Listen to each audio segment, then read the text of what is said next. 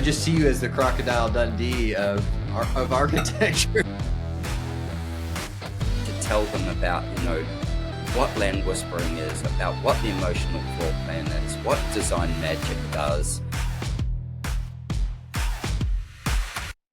Welcome to another episode of the Radical Hospitality Podcast. I'm your host, Zeke Freeman. I'm super excited today to have my friend Adrian Ramsey from the Down Under across the pond here. So Adrian, he is a visionary designer, media personality, founder of Adrian Ramsey Design House, where he specializes in crafting bespoke, environmentally sensitive luxury homes. His signature design magic process focused on deeply understanding clients' dreams and budgets to create highly personalized, functional, and stylish spaces.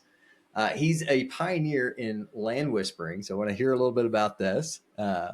Adrian harmonizes architecture with natural landscapes, while his emotional floor plans approach ensures that homes are designed to nurture well-being and emotional connection. His expertise and innovations were recently recognized when he won Australia's Best House Aussie Architect Award. So congratulations, Adrian. Really looking forward to our chat here and getting to catch up. Yeah, likewise, man. Thank you so much for having me on the show. I really appreciate it. I love the name, Radical Hospitality. I love that word radical. It says it all. And like, if we're not moving in that direction, where are we moving? Change. That's where change happens, isn't it? It is. I think that, if you're going to do something, you should lean fully into your passions and jump in and see if you can swim. That's right. And, and that's something I love about your personality. I mean, like you're just full of life and vividness. It seems to be the way that you approach your design work as well. Yeah, I think it's the ADHD personality. Like if you're going to go there with with everything. Have some fun with it as you go. I think that's more of it than anything. It's like, yeah. And if you can't create some fun out of it, like with the ADHD personality, you're probably not going to do it for very long, or you'll just do it, but not be, I suppose, fully engaged. But as soon as you can put fun in it, it comes to life and it brings all the energy to it. And it's, I suppose, drives it. It makes it something to be passionate about. Yeah, what a gift to have a little bit of ADHD as a designer. Maybe last time we hopped onto a conversation, and we just talked for 2 hours because you had so much to dive into. I don't think I ever hit record. So I was like, we better start out hitting record on this conversation so we can kind of get to it a little bit. Hey, why don't you, just for our audience that doesn't know you a little bit, Adrian, just give us a little bit of your backdrop. You have an interesting story from swimwear designer to, one of Australia's, best interior designers. Tell us about what you do. How'd you get there? Well, the ADHD thing probably was, like a handle as a kid. It was part of, as a kid, just being sort of scattered, being able to focus on things, really deeply at some points, but then, this kind of like diffused, just you're always looking for some other things. And I'm also dyslexic, which, was one of those things like, so doing school it was a lot of fun socially, but it wasn't a lot of fun like for turning up and actually doing well at it. It was socially, it was like an exciting space to be in. And my dad, who's 96 now, he was a fine artist and he worked in advertising. So if anybody's watched Mad Men, my dad was kind of in that era of art director and stuff like that in advertising agencies. So he kind of would bring home all kinds of like, pens, pencils, paper. We would always have artworks or art supplies around our home because he would have art supplies because he was a fine artist as well. And he used to have things hanging in galleries in America, in New Zealand. I'm a Kiwi originally, even though I live down under in the land down under being Australia. I live in Queensland. With that, one of the easiest creative pursuits that we were always around was paper, pens, paints, glue, all those things. And we would watch our dad paint, fine artworks, like a watercolor artist, often on the dining room table and stuff. He would often set up and paint there, and he wouldn't do work for work's sake as such. He would do his passionate work there. And we would see something, kind of come alive over a few days or a week or maybe even 3 weeks or something like that. So growing up in that kind of environment, my mother was a speech and drama teacher. So with that, we would always be around theatre things and all that kind of side of it as well. So it was like a life that was full of creativity. Like there was lots of creative parts to it. And I lived just in a single like home on a single block, but in the country with farms and a creek in the backyard and all those things. So there was always somewhere to, run away to. There was always somewhere to go. There was always a creek to dam. There was swings to make. There were forts to build. There was just all that kind of outdoor life. I thought I was a cowboy or an Indian or whatever it was. It was just part of growing up. And being dyslexic, I couldn't really read very well. And my dad got me reading Louis L'Amour novels when I was probably about, I reckon probably about maybe 8 or 9 or something. And so that again just sparked this kind of whole love of what was out there in the world, what the world was about. Because I had no kind of vision beyond, kind of where I lived, particularly. We used to go to about 400 miles away for family holidays, and that was with our greater family. So anyway, long story short, grew up in that kind of environment, very hands, like with your hands, very much working with your hands, doing things, crafting things, making things, and not doing particularly well at school, having a good social life there to the most part, and then not really even fitting in with my family particularly well, like not great. So I left when I was left 18, and I moved from Wellington to Auckland. So I was born in Christchurch, moved to Wellington as a kid, and then moved to Auckland. And when I got to Auckland, I just worked in restaurants and hospitality stuff to start with. That's why I love your radical hospitality.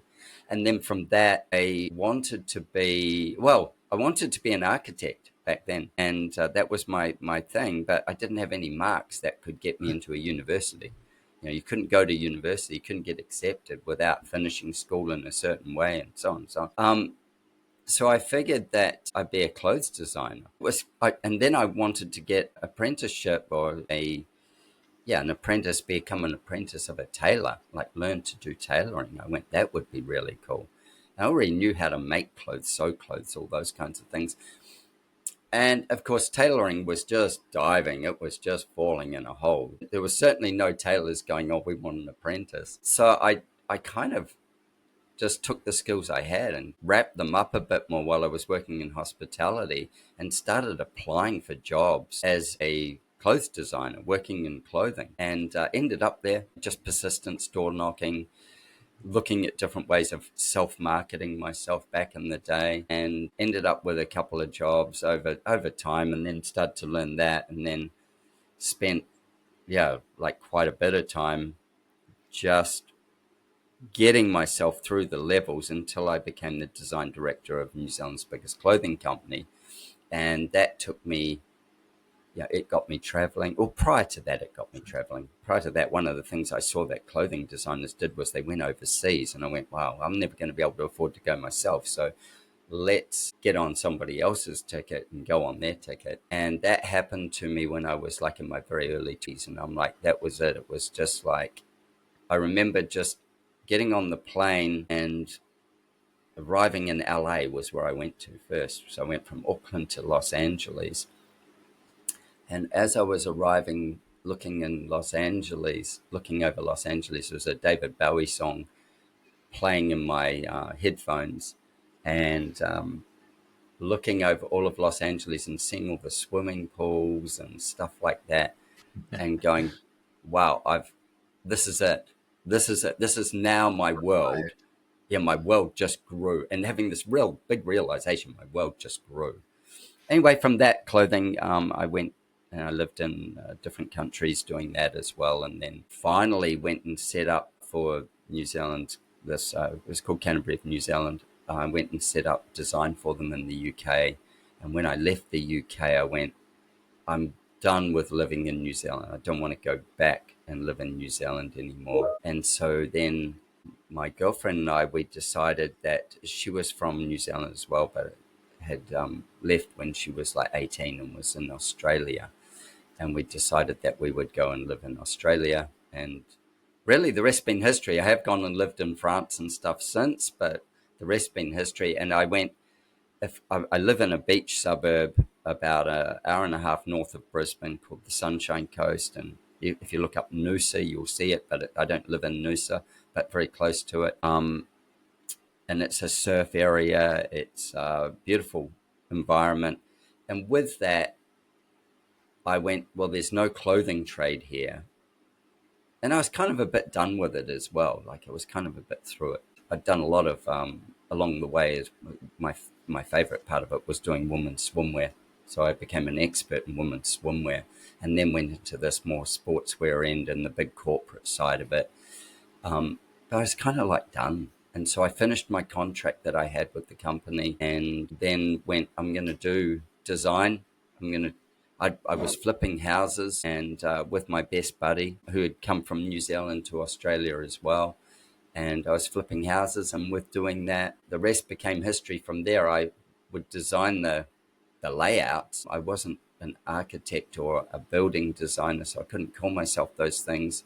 So I would just work as an interior designer, but I would be influencing everything. I'd be, saying, "Oh, we're changing the front facade. We'd be doing this. We'd be doing that. We're turning the house around. Whatever it was." And I worked out how to do that without a license, but doing it legally, using other people in the team, putting them in the team, and getting them to do it, but me directing what was done. And yeah, long story short, that led to all kinds of amazing projects and some, really grateful for some awards that we've won in doing that. And now it's led to this thing of, I do maybe around 4, maybe 6 new houses a year. At new or big renovations. I do very little interior design. Sometimes I will do the interior design, but not very often at all. I just focus on the architectural design side of it. And I've got projects now that are global. So I'm very blessed like that. But then my ADHD says, fill the rest of the space, Start a Start a podcast, start a tour company, do these other things, be on this TV. is why I love you, Adrian, is you have such a eclectic history and you're doing a little bit of everything. We joke. So my wife has she's the artist and has dyslexia. She had trouble learning, traditionally through school, but is very, tactile and works with her hands, makes beautiful things. And she goes from, one craft to the next. She's a beautiful artist with oils and paints, and did digital illustration as a Wow. first season. And she's gotten into textiles and leather and bags and that sort of thing of recent. And my oldest son is very much like her as well. Yeah, wow. I can't get him to read a book, but you can sit him down with some leather work, and he will be working on it till 2 a.m. Just the crafting. Yeah.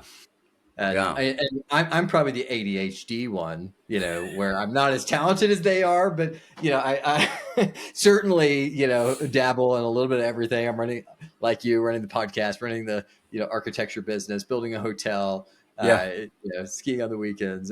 I feel like you got both bags just like dumped into you, Adrian. So no, I don't have that sort of like the piece, where you have that ability, or somebody has the ability to very much process and step it in process. Mine's like a big scrambled egg, you kind of reach in and, oh, that bit's got a bit of chili on it. That bit's got a bit of this in it. The hard work is actually the staying in line. So as someone who's like similar back to ADHD and dyslexia, those are often traditionally kind of like, a little bit, like you've got a disability or something, but they really become a superpower for creatives and guys like yourself. How do you think people who have that, focus it in, utilize it, maximize, Mm. what their So, weeks and strengths are.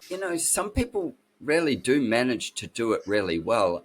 The other thing is that I remember going to a guy who was doing a big talk, and he said, he was talking about, he was a business guy, a business coach guy, and he said, you our education system teaches us to strengthen our weaknesses. And he's like, why would you put your energy into what you're never going to be the best at? Why wouldn't you just put your energy into what you can do and what you're really good at, what comes naturally? Hone that, and put the people around you that do the other.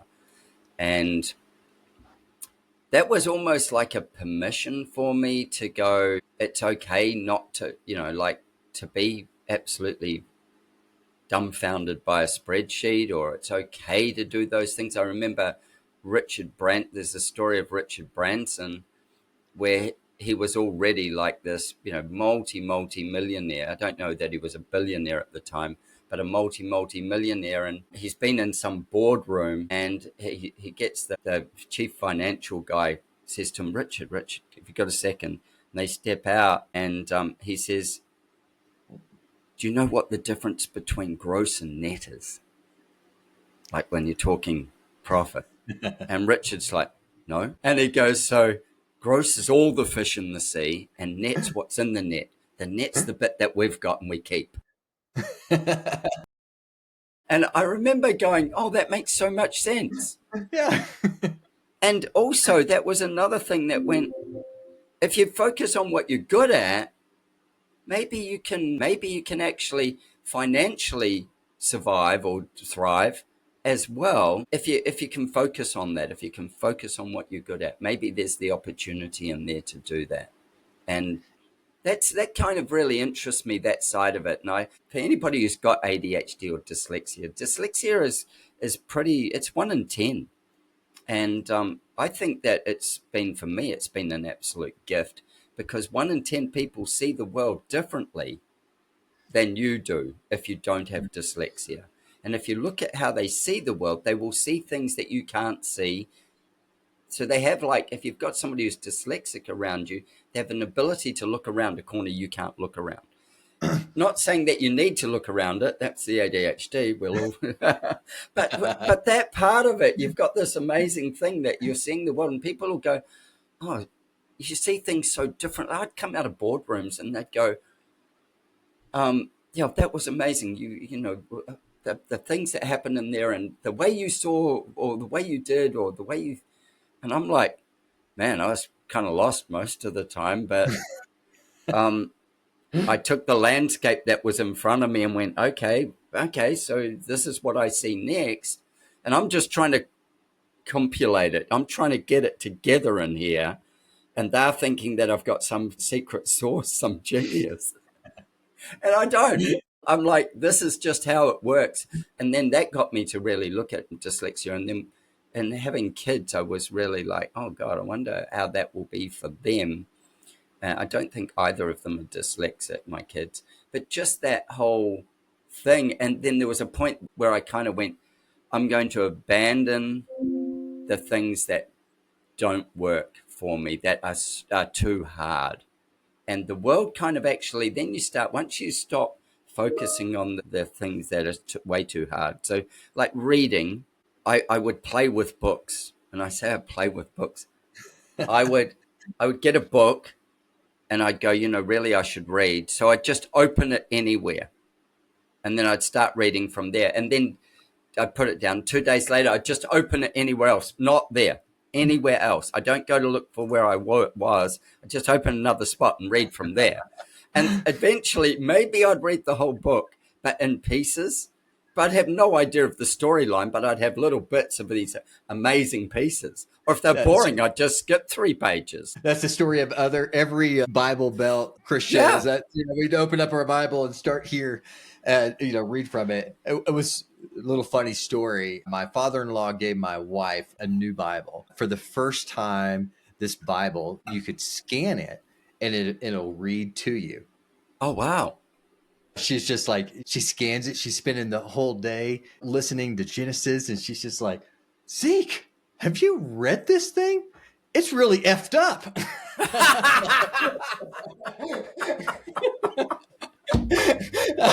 Like, yeah, babe, we grew up in the church, and yeah, we Yeah, heard all the stories. But the first time, like, she's actually had the Bible read to her. So she yeah. processes and listening to it differently, and she's hearing these stories about Well, yeah, all the guys sacrificing their sons and multiple yeah. wives and that kind of stuff, and it's like all buried in there. Yeah, exactly. I'm part of that. But one of the fascinating things with that is like, as being dyslexic, I think it also, well, my research has told me this as well, but it also has it's part of his ability to process and process information, and too much information just gets lost. And so you give me something like the Bible, and it's a story, so it's Yeah. just a story, it's a Yep. fable, or it's whatever. I'm just like, that's either a good bit of a story or a bad bit of a story. I don't know. I don't get the hidden meaning. I don't get the bit that the guy stands or the woman stands at the front of the church and tells you what it meant and how this should change your life. I'm like, shit, I read a story. I don't actually understand the piece that was hidden in the story that meant that I should be behaving in a certain way. Think and Grow Rich, that book, Think and Grow Rich by Yeah. Napoleon Hill. Hill. Yesterday I was talking to somebody and I was saying to them, "Oh, have you read Think and Grow Rich?" And they went, "Yeah, oh, yeah, absolutely." And I said, I remember a couple of things out of that book. And they were like, "Really? What were they?" And I said, one is how much time Carnegie gave him. I don't remember how much time, but I remember Carnegie had a timer under the table, and he gave him an amount of time to answer. And if he hadn't answered the question in that time, I don't even remember the question, I don't even remember the answer, but the time was the critical thing. And being dyslexic, and maybe not the dyslexia, maybe the ADHD, time is my biggest challenge, is keeping track of time. And that probably is why that one's cemented. And then there was this other part, which on about my third reading of it I got, was that you and I together with a common goal, we create a mastermind effect where the universe creates a space that's greater than either of us, and it feeds another extra space. And that Yes. extra space is where the genius is. Now, if you're somebody who is a religious person, that might be I call it the God space. That's the God space. That's where the universe conspires. Or my great friend, Kiwi girl in LA, who's an actress, she calls it the Godiverse. The Godiverse comes together and says, "Zeke, Adrian, you have a goal. Let's put some horsepower behind that. I got some shit with me. Let's go." And all of a sudden it spins up, and it becomes something more than either of us could have thought about individually. Isn't that And so amazing? I mean, it's almost like ingredients in a cake, where, at some level you are yourself, but some level you really are the connections of your network and your mastermind. And you can remix yourself by just, putting yourself in a, different pool. And that's all of a it. sudden, you're pulling out, Yeah. things that you didn't even Yeah. know were there, or creating something that wasn't possible on your own. Yeah. Really believe in that more and more. And his idea, another inspiration of his book was just sitting and asking great questions, of people with great experience. I mean, what a gift that we get to do kind of this now. And How many podcasts have you done? How many episodes? I think I'm on about 30, something like About that. 30, right? And Yeah. if you, So you're like 10x me, but this has been like an incredible experience. I'm like, my mind's like blown. Like, why isn't everybody doing this? And why didn't I do it 5 years ago? I'm like you. Like, I go, the amount of connections, the amount I've learnt, the people I've now physically, like not just virtually, gotten my network. So we're virtually in our network at the moment, but we will become physically in our network at some point in the future. And the amount of virtual that I've introduced to each other, like Peter Tui introduced me to you. And you go, so this virtual, I have met Peter though, but virtual, and you go, wow, and it's, I find that this is incredible. And when you go, and I don't know who said this, but the 5 people you're around the most determine the average of who you will be. So their thoughts, values, how they behave. And a lot of people go when somebody goes on, they put a goal down and they go, I'm going for that goal and all the rest. And at the expense of all their old friends, they go and they make new friends in that genre or place that they're going to. And people go, oh, yeah, they really changed. Yeah, they did really change because they wanted something different. And so they moved towards it. And by moving towards it, those other people were the crabs in the bucket trying to pull them down. But they, as I say, the 5 people. When you've got a podcast, and I don't know whether you get yet PR people coming to you and saying, hey, I've got this guy or I've got this woman and they would really love to be on your podcast. Would you have them as a guest? If you don't have it yet, it'll come. I've had a couple, but yeah. Yeah. So then, and nurturing that, and also going like, see, this person here that I interviewed was just really fabulous. I think you'd really have a great connection, and sharing that person with you and saying to whoever it is, go and talk to Zeke. Oh, yeah, I'll put the email together. That is just, like incredible, that part of it. And now I've got people that I have podcasted with, and I'll be drawing a plan for a client, and I'll go, this environment that this is in, that would be like Colorado. Okay, that'd be like in the mountains, maybe. Wonder if I just run that past somebody. So then I will get on the phone, usually email first and then phone, and say, hey, will you crit my drawing? Will you crit what I'm doing? Will you just give me insight? And they'll be like, hell yeah. I mean, any architect that's asked to do anything that's creative is like, hell yeah. And then just getting their perspective, getting them to ask questions because they're not familiar with the project, just gets me to rethink it from a different set of eyes. And, they might say, well, could you make this more organic? I'll be like, what do you mean now? And they might go, oh, well, like something like this. And they'll have a little input in there. And I go, oh, yeah, okay. It'll spark the mastermind. And off I go again. And the client gets a win. In architecture firms, I speak to a lot of them, 2 to 5 people is the standard size. So that's about it. And so that's usually, if it's not a sole operator, there's maybe 2. They're in partnership together. They're making their own lunches and eating their own lunches and cooking their own stew. Who's critting them? Who's critting them? Who's they're not. Well, maybe the Adrian, client. This is the mastermind that you need to figure out how to network and create, because we're all so, especially locally, it's difficult because you're, maybe competing against the same client. Something like that. Yeah. But the, international ability to be able to hop on a call, have connections, share what you're doing. It's such a need, especially on the partnership level. If you have employees, you can have a level of conversations, and you do, but there's different conversations you need to have when you're running the books, and exactly.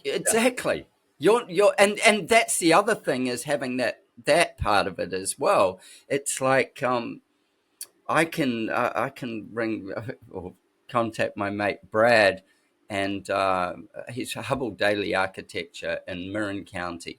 And Brad is a really, really amazing designer and a very, very thoughtful human, like so thoughtful. Just, you just go, he's got a golden halo around him of loveliness. And he'd never go, fuck, that's terrible. But he would go, I really think there's an opportunity here to improve. Doesn't say to improve your work, but it's, I can see where you're going, but there's really, I think there's really an opportunity with something maybe like this. And, what would happen if you did this, instead of going, man, I can't see how that's going to work. You need to go like this. Some people are more brutal than others. Brad isn't.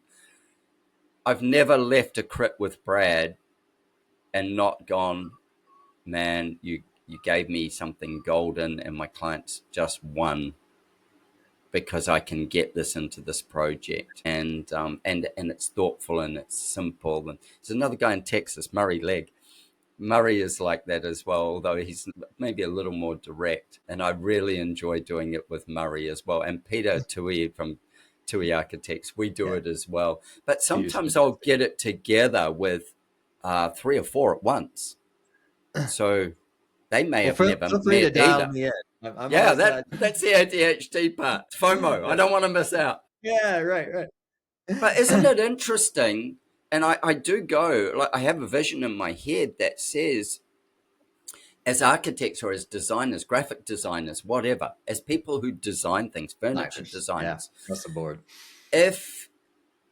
if our ego is not too big to take it, every one of you should have an outlier group of people who are happy to be honest, happy to Mm, go, I don't know, that's ordinary, that's pedestrian, yeah.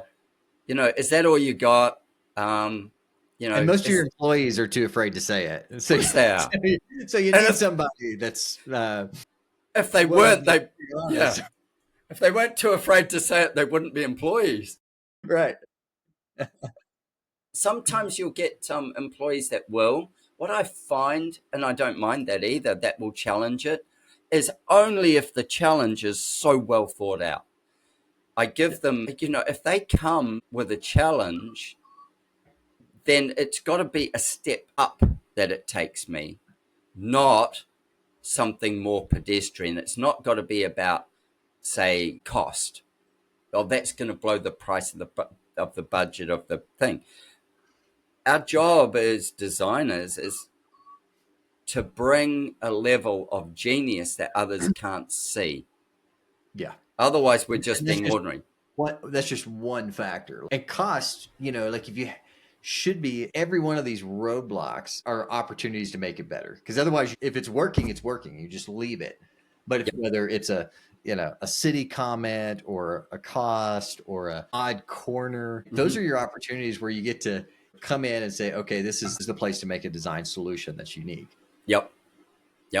This is a place to shine. And then I was with Marlon Blackwell last year, and I was talking to him, and I said the guy's genius level of architecture, and I said to him, Marlon, what's the secret? And he's like, what do you mean, what's the secret? I'm like, what is it? What's the thing? If you said there's one thing, what is it? And he says, the edit. It's the edit. And I'm like, huh? And he's like, everything is the edit, because what's left is what gets built. And so how hard are you editing to strip away cost?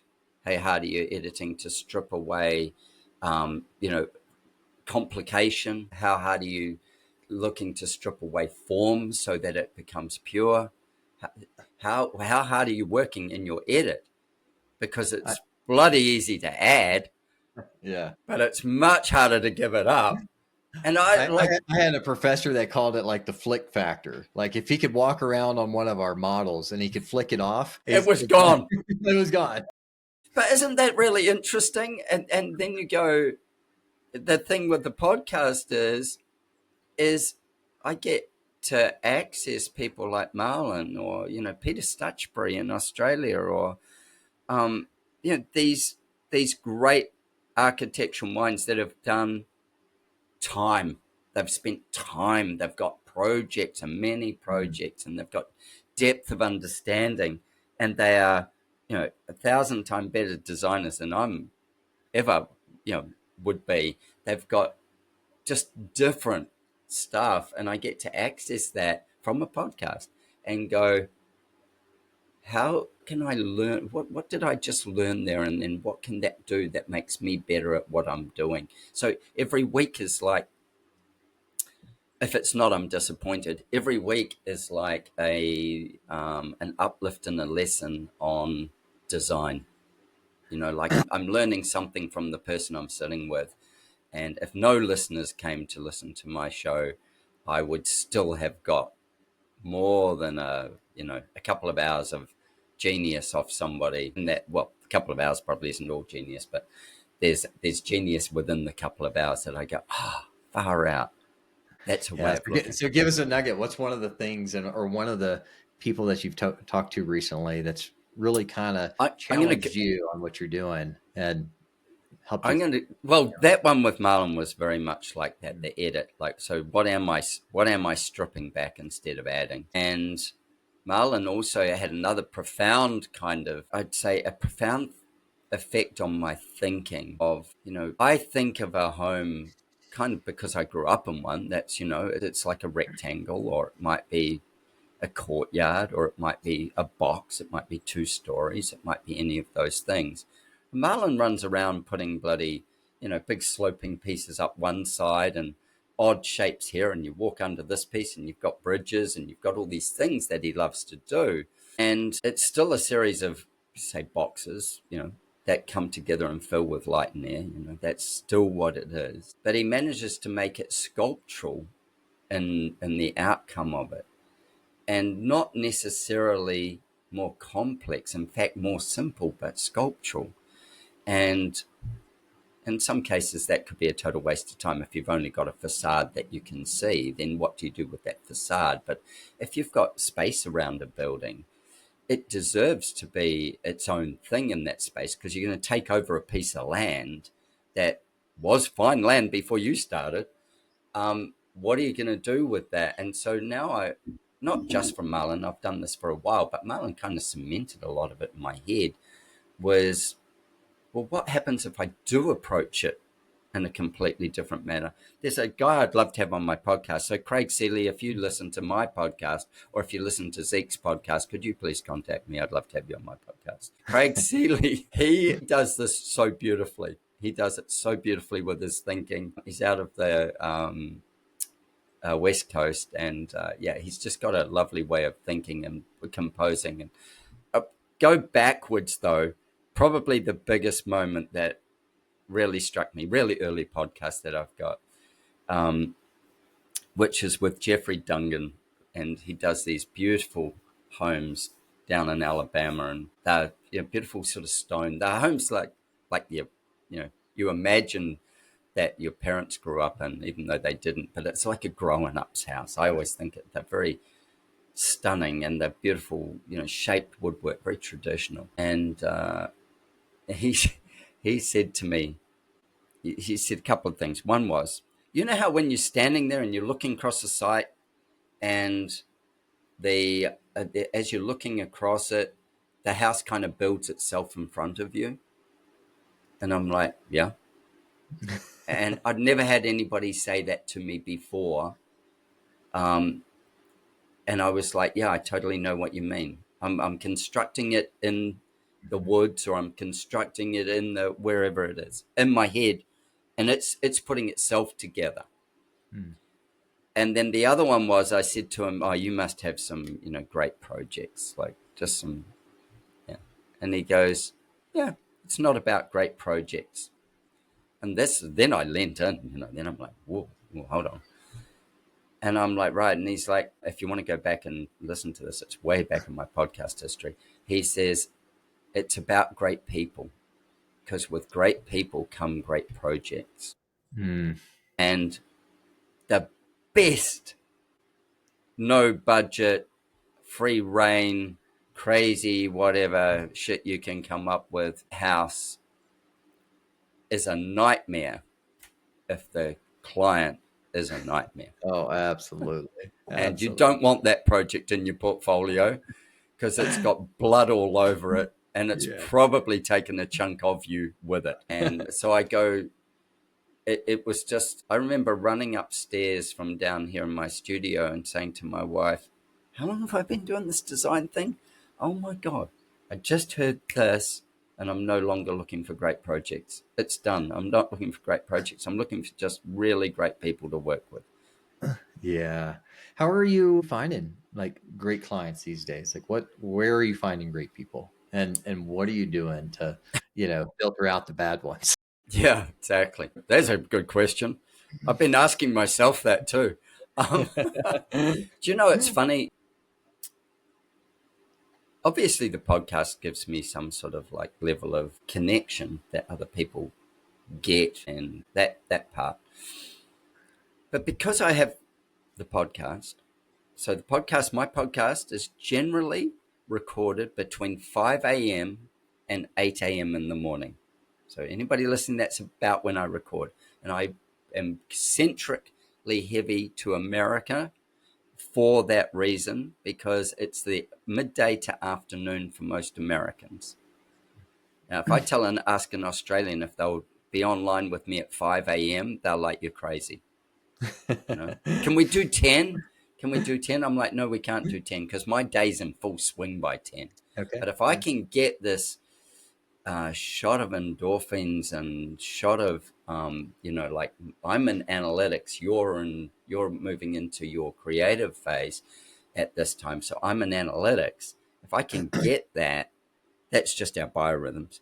If I can get that when I'm in analytics, I'm more likely to keep on track. I'm more likely to keep a thread. If I do it in the afternoon, you don't know what you're going to get. I don't know what I'm going to get. So that part of it as well is, so I don't record an awful lot of Australians or New Zealanders because of just that time zoning thing.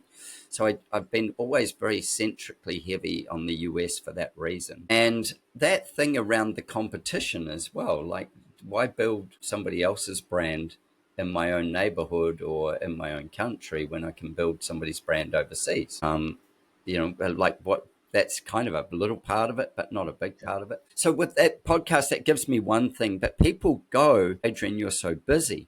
Even builders, my builders, they'll be like, we're not sure whether you'd be up for this project, but, because you're so busy. I do a TV show, and that takes about 3 days, maybe 4 sometimes a month. And so, but it's done. You walk in, you walk out, it starts, it finishes. There is no more work for me to do. I just walk in, do the show, walk out. And then I will go from that to my desk. Or if I'm in the hotel somewhere because I may have traveled for the show, I just go there. I carry a small, like, plastic drafting board with me. And what I don't, because I work in pencil, what I don't have there as such is I can draw whatever, I can draft if I want, I can do those things, and I've got my computer. So I can do from sort of like, say we finish shooting at 5 or 6, I can work until 10 or 11 and catch up on my day's work. And often at lunchtime I'll make calls if I need to or whatever. That kind of, so it's not as flowy through that, but the TV show is on, off, on, off. I don't have to do any real research for it. They've done that for me. I just have to make myself familiar with that, and I'm on. And that has an effect of people going, oh, you're really busy, have you got time for our project? So then you've got automatically they're filtering themselves a little bit when they come to you. Yeah, and also you're gonna be too expensive. Mm-hmm.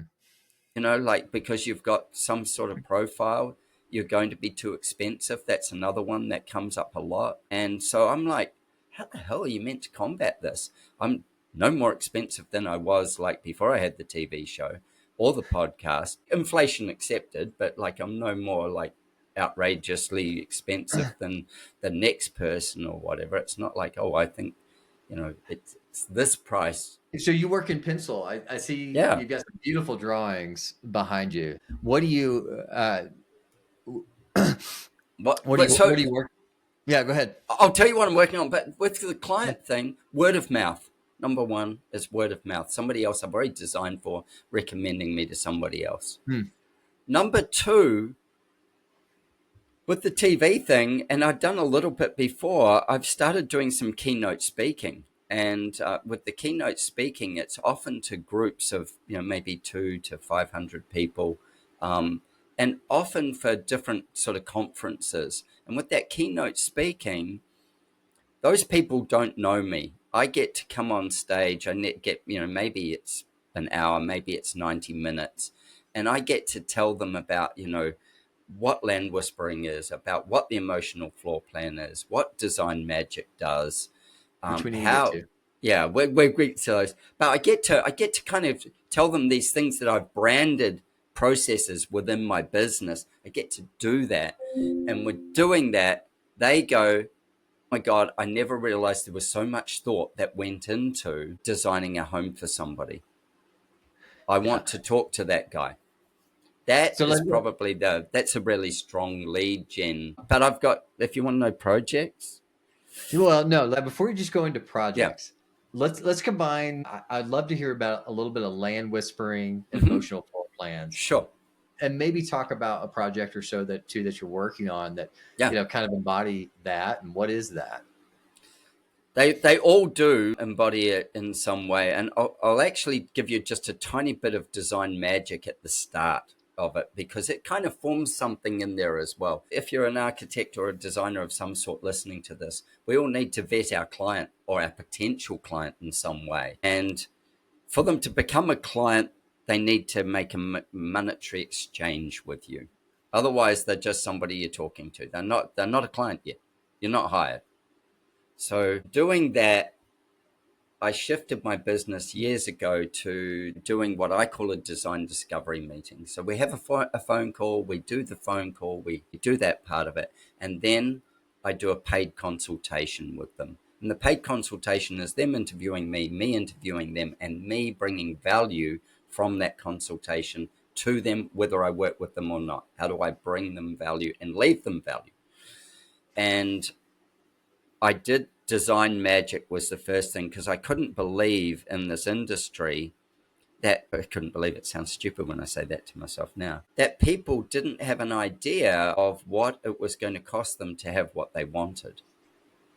And so you've got to separate these two things. You've got this thing called a dream that should be huge, and you've got this thing over here called a budget that should be huge as well, but it's not. It's got finite ability.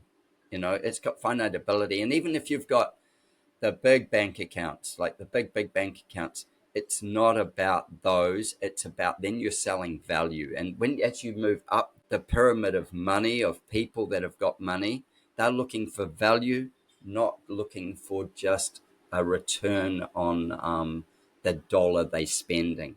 They will spend any amount of money to get the value right. If they think that's the most valuable thing to them, then they'll spend the money. So design magic, really simple. Little equation is every house has X number of rooms. Let's work out how many rooms there are. Let's work out roughly what size they are.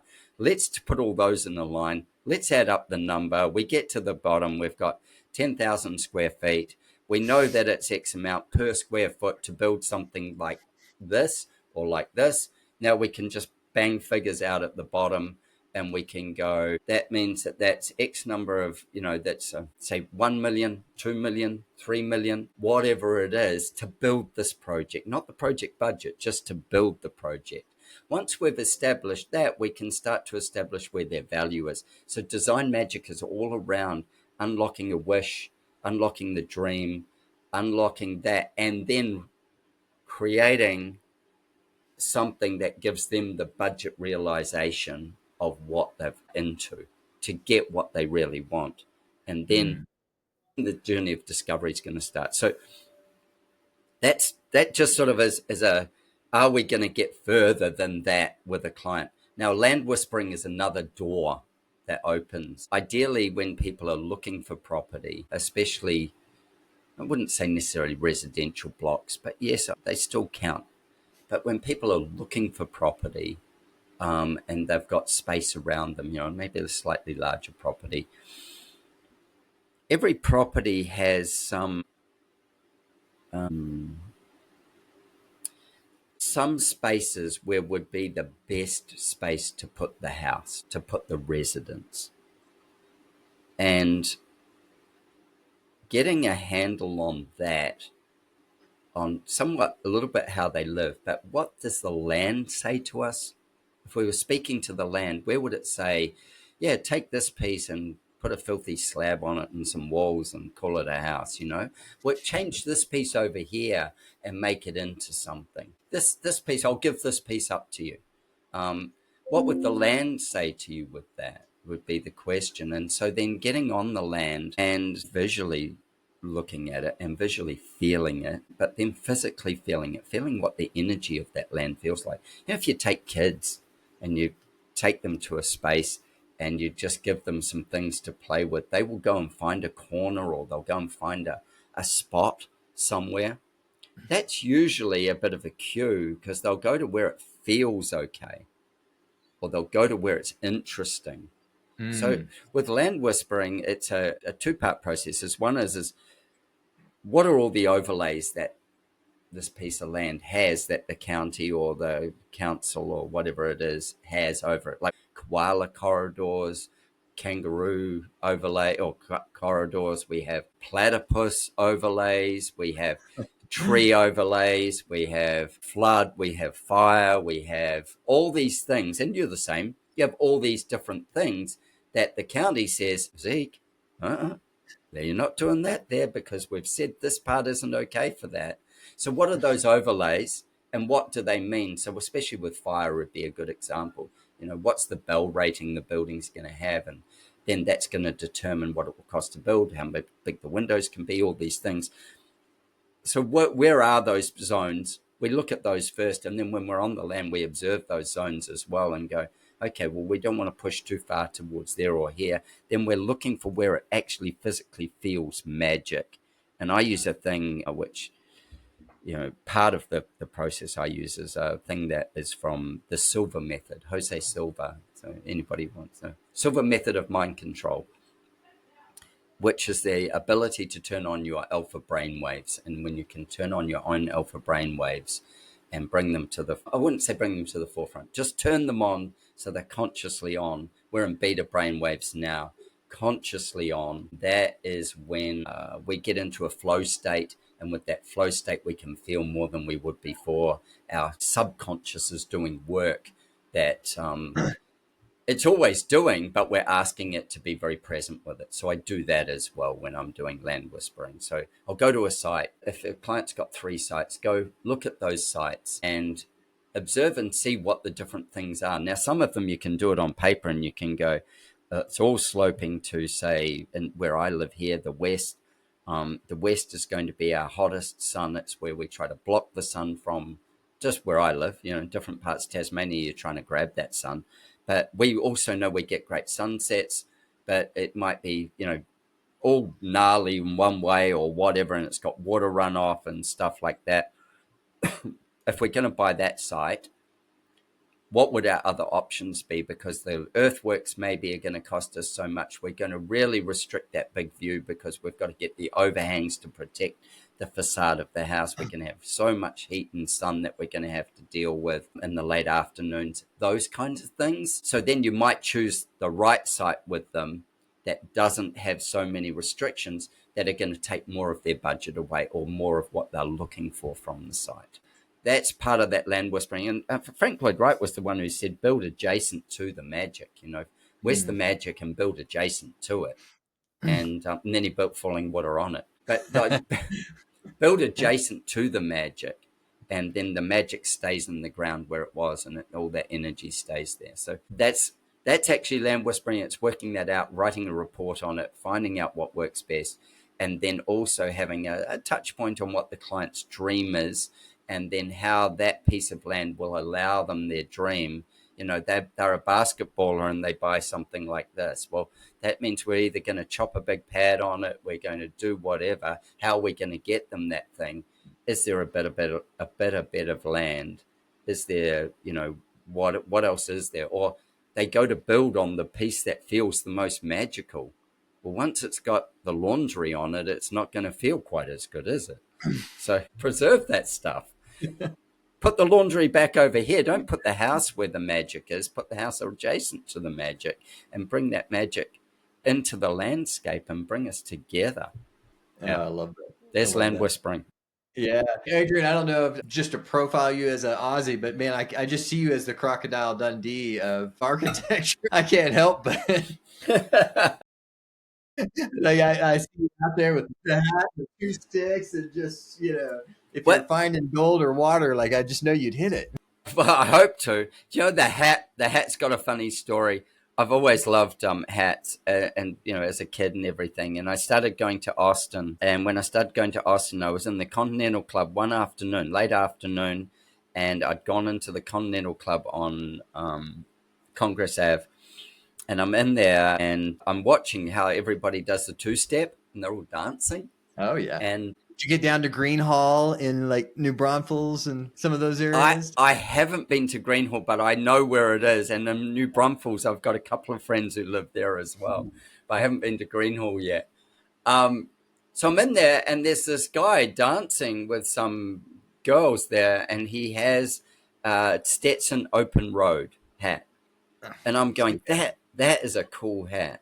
It's small, it's a a cattleman's brim, but crown, but it's like small. And I'm like, that is a cool hat. So I go and I ask him afterwards. I said, man, where's your hat from? And he goes, Allen's at the top of the street. And I said, well, what is it? And he goes, it's called an Open Road. It's Stetson Open Road. I leave there. I go up to Allen's. I buy myself a Stetson Open Road, and that was my first one. When I got the TV show to do in Australia, I went, I need a signature. I need something that is beyond, what could I do that will make me stand out regardless of my accent and however crazy I might be. What's something that people will go, oh yeah, that. And so I said to the producers on the second show, first show didn't get it. Second show, I said to them, is it okay if I wear my hat? And they're like, well, yes, but the crew will tell you if it's shading your face or anything like that. Maybe you can't wear it all the time, just some of the time. And I'm like, okay, that's cool. So then I'm like, okay, well, I'll wear it at the start and I'll take it off when I go inside and I'll do all these things. And so I had this little program sorted out in my head of what I was going to do. And then I did that, and I'd start the show with the hat on, and I'd meet the guests, and I'd be like, I'd have the hat on, and then as I walked through the door of the house that I'd be going to, I'd put the hat down somewhere, and then I'd do the whole show without my hat on, and then and sometimes there'd be times when we'd go outside to look at something, so I'd take my hat with me. And then at the end, I would do my roundup. So I'd do my roundup on what I was going to talk about, like this, with the hat in my hand. I'd use it as a prompt. I'd be pointing with it. I'd be doing this. And then I would be like, let's go, let's go. That would be the signature sign-off. And then the crew said to me, after they started editing the first season, they said to me, continuity's just all over you, man. You are creating so much drama and continuity. You're in the hat. You're not in the hat. Where's the hat? What's happened? I said, okay, season 2, I'll leave the hat on. And they're like, yeah, if you just leave the hat on, that's fine. We'll work with the hat. So season 1 that I'm in has me with the hat on, the hat off. And very rarely I take it off now. I just shoot with the hat on the whole show. So I went to Stetson, Australia, and I said to Stetson, hey guys, would you sponsor me? I'll get it put on the show notes that hats are by Stetson, da da da da da. And they said, yeah, great, and we'd love that. And so they sponsored me, and then they still do. And so I have a bunch of Stetson Open Road hats, from felts to straws to whatever. And then I leave one hanging here in the studio all the time. And because it's become such a signature, I just keep wearing it. Yeah, I love it. Not all the time. Like the band here, both my wife and son that are doing leather, like they're super into the hats and custom bands. And I'm a full blown Texan. Like I live in Colorado now. Like I should be. I'm inspired now, Adrian. Maybe I got to go find a new hat. So it's a great signature. I interviewed a guy on my podcast, and I'm actually on his podcast as well. He's a realtor. His podcast is Realtor 180, Sean Kunkler. And he met me because he needed a hat for fishing. And he was like, I'm going to just Google. He's in San Francisco. Great guy. I'm going to Google a hat. And my picture came up wearing a hat. And he goes, oh, that looks interesting. And he sees that it's an Open Road, whatever it is. I can't remember where he found it, but it's me wearing a hat. And then he's like, it's an Open Road Stetson. He read about me, and then he sends me an email saying, hey, man, I'd love to have a chat to you. I've got a podcast, da-da-da-da-da. And so it went from there. And now him and I, we send each other shit, every week. We see things. We've got these common interests that we send each other stuff. And it's crazy.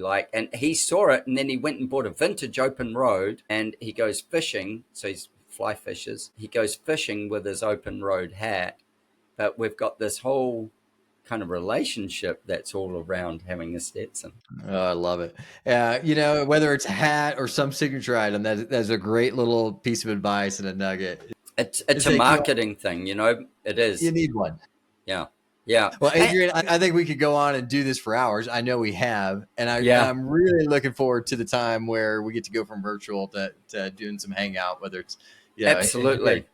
Colorado or maybe your side. When I do sometime next year, maybe I do tours. So I have my architectural and food experience tours that I do with a company called Feast. And the guys that work out with me are in Colorado. 2 of them are in Colorado. Yeah. And so we do